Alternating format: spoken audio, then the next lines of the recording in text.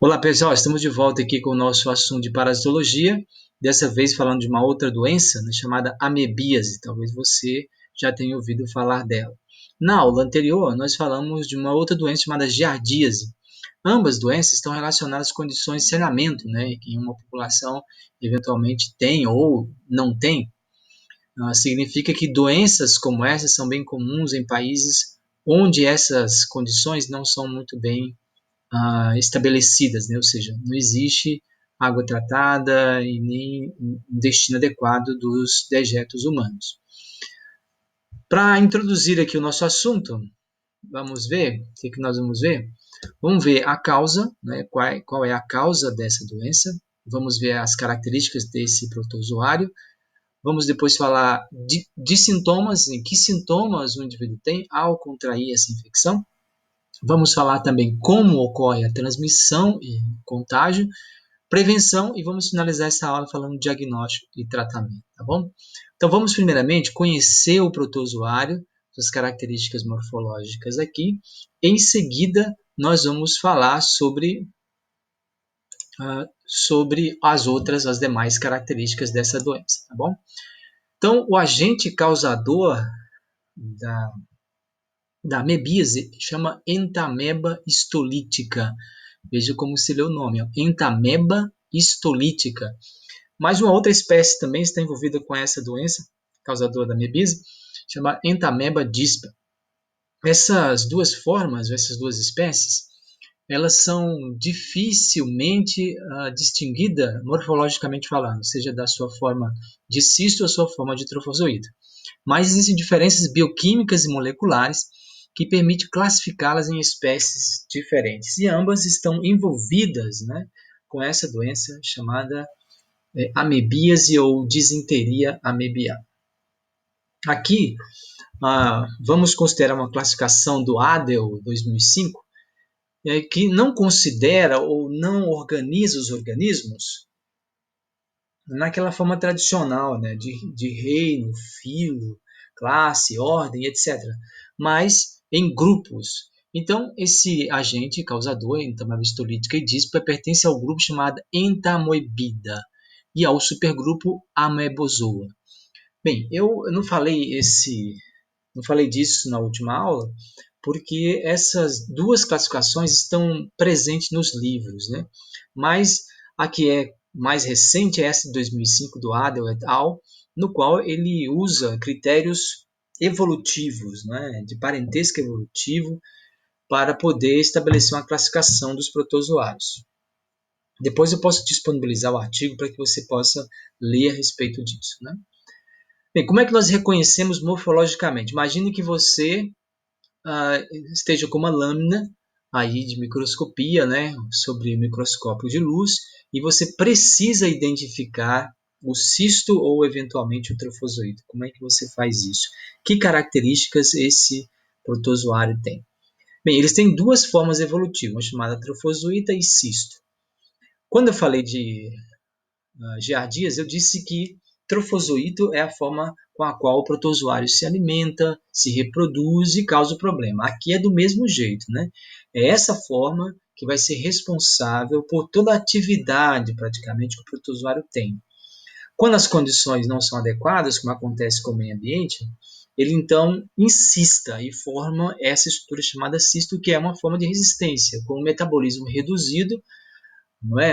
Apenas atividade de manutenção, até que um novo hospedeiro seja alcançado. Bem, para identificar aqui, ó, deixa eu clicar nessa figura para você ver. À esquerda o que nós temos é o cisto e à direita temos o trofozoíto. O trofozoíto tem essa forma aí, alongada, geralmente tem de 15 a 20 micrômetros.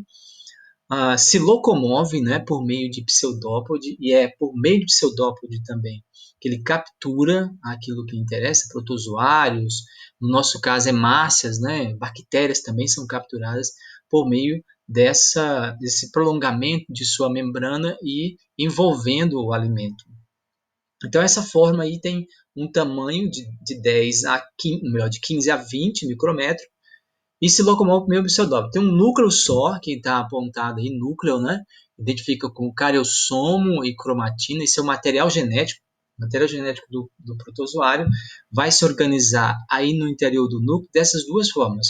Uma cromatina delicada, bem fininha, presa praticamente, não é, ao envoltório nuclear, que é a carioteca, e uma mais condensada, né, no interior do núcleo, centralizada, o que a gente chama aí de cariossomo, né, que também é cromatina, certo? Então, um núcleo único com essa aparência. Geralmente, o núcleo fica centralizado, mas ele pode também encontrar mais perifericamente, como apresentado aí na figura. Ah, esse protozoário ele tem aquelas organelas todas, né, que você conhece.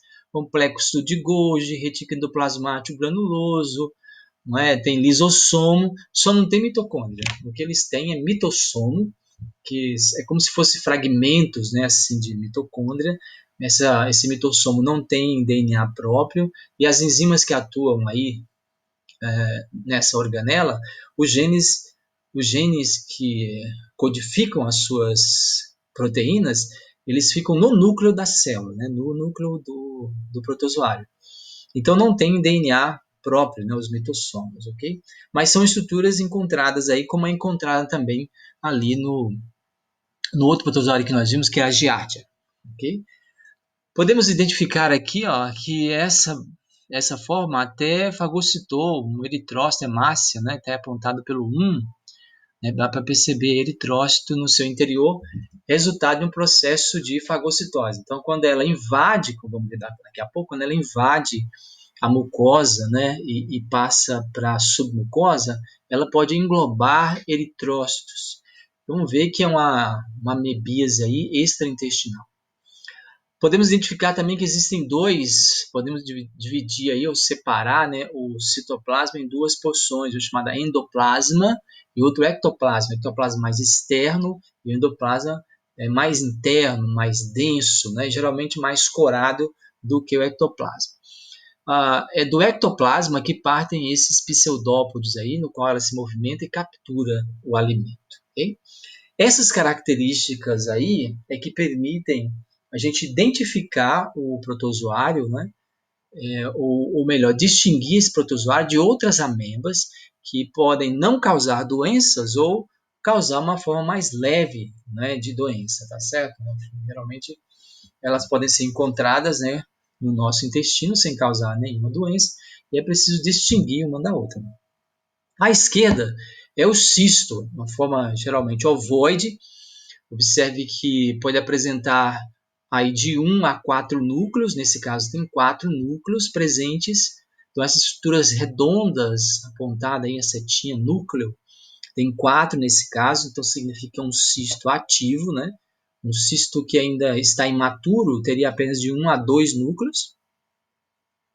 Essa forma como desencista, ela entra em divisão em forma 8 trofozoítas, deve formar exatamente 8, porque cada núcleo desse vai dar origem a mais 2, portanto você tem 4, vão gerar 8. 8 trofozoítos são gerados a partir desse cisto que está aí, que tem 4 núcleos. Essa estrutura chamada corpo cromatóide, bem escura, que dá para a gente identificar também na lâmina, é, na verdade, um aglomerado de ribossomos, né? Ribossomo, se sabe, está envolvido na síntese de proteína. Então, essas são as características morfológicas e são importantes para a gente distinguir um protozoário do outro, aquele que tem importância médica daquele que não tem, tá certo? Bem, então, continuando o nosso assunto aqui, vamos ver que sinais e sintomas esse protozoário produz no organismo. Então, se você contraiu, que sinais ou sintomas você pode apresentar? Bem, febre, nós vimos que é um sinal, é um sintoma presente em muitas doenças e que pode identificar um problema, mas não sabe o que é, né? Colites, que são inflamações no intestino, geralmente no intestino grosso, que é onde o protozoário se aloja, né? O hábitat dele é intestino grosso. Então ele desinsista quando ele chega no intestino delgado, na porção vizinha do intestino grosso, ele desinsista e passa a colonizar o intestino grosso. Observe que é diferente do que acontece com a giardia, né? Que ela tem um hábitat no intestino delgado, as primeiras porções ali, né? O duodeno, jejum e ilho. Então aqui o hábito é diferente. Ela deve provocar dor abdominal, flatulência, que é o sintoma que nós vimos anteriormente também, e diarreia, não tão intensa, mas que pode ocorrer. Isso quando a doença manifesta no indivíduo, tá certo? Porque existem casos em que a doença simplesmente não manifesta, né? Sintoma algum. Aí você tem perda de peso, peritonite, apendicite. Peritonite é inflamação do peritônio, esse envoltório que existe no intestino, chama peritônio. Há uma inflamação devido exatamente à penetração do protozoário, que gera reação inflamatória intensa. A apendicite, esse apêndice secal, ele acaba inflamando também em razão da invasão, em razão das bactérias que aproveitam essa situação de invasão, vai causar problema também, assim como a peritonite anterior, né? E tudo isso é resultado de uma amebíase extraintestinal, tá certo? Uma forma mais grave da doença. E que deve produzir ainda uma situação mais séria, que são lesões hepáticas, porque se o protozoário invade, vai para a corrente circulatória, o primeiro órgão que ele vai encontrar ali é o fígado. Então, ele vai causar lesões hepáticas.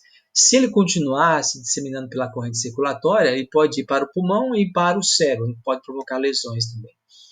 Bem, esse tipo de amebíase grave, né, extraintestinal, é comum em pessoas com imunodepressão, tá bom?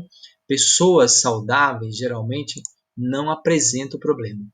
Observe aqui, ó, que nós podemos identificar a invasão. Observe na figura, dá para ver claramente aqui é o intestino, dá para ver as criptas, não é, do revestimento intestinal. Nós vemos as dobrinhas aqui, então o intestino é aqui uma ruptura, não é, do epitélio, invadindo aqui a submucosa. Observe uma invasão séria aqui, é o que nós chamamos aí de invasiva, ou que vai provocar problemas intestinais, como citados anteriormente, ok? Bem, vamos parar aqui para que essa aula não fique tão longa. Depois a gente volta para falar um pouco mais sobre o assunto, tá bom? Então, aguarde aí.